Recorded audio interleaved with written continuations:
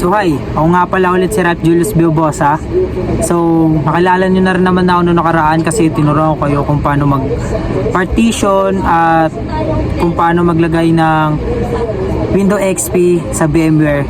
Okay, so ngayon tuturuan ko kayo kung paano naman maglagay ng Ubuntu sa PC nyo gamit din ng VMware. So ano pa ginagawa natin? Simulan na natin to. Alam mo Una natin gagawin, pupunta tayo sa Google at isa-search nyo tong ito, nakikita nyo naman, di ba, kung ano yan. So, search nyo lang yan. So, search nyo natin siya. Loading. Then, nakikita nyo tong desktop 64-bit. Yan yung i-download nyo. So, pagka-download nyo siya, hindi na kasi ako nag-download kasi meron na ako. Yan, so, pagka naka-download na kayo ng Ubuntu, diretso na kayo ng VMware nyo. Okay? So, ayan. Lalagay nyo yung Ubuntu na na-download nyo dyan. So, next na lang yan. Then, lalagay nyo yung pangalan nyo, syempre. Then, username, kahit ano ilagay nyo dyan, kahit Naruto ka.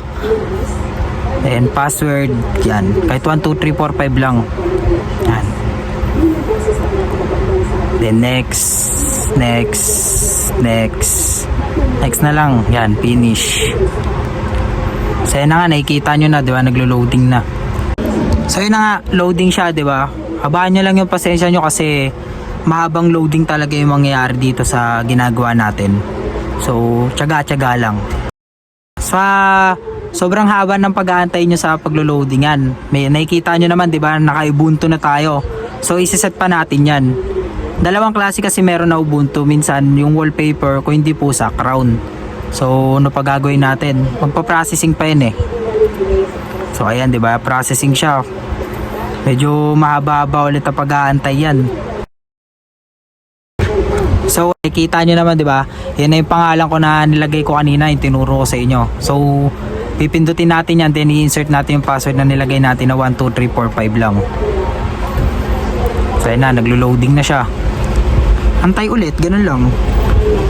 Siyempre, pag may tiyaga, may nilaga, di ba? So, ayan na yung Ubuntu, di ba? Nakikita nyo na. Skip lang yan. Next. Yan. Know natin to. Basahin nyo muna, syempre. Ano, next pala. Yan. On natin yan. Yeah, so next. Then done. So yan lang, ganun lang kadali ko paano mag-download ng Ubuntu. Nakikita nyo, naka-Ubuntu na ako, di ba? So, thank you sa panonood. Then, maraming salamat. So, bago pala tayo matapos, subscribe and pindutin nyo yung button. So, maraming salamat. Thank you.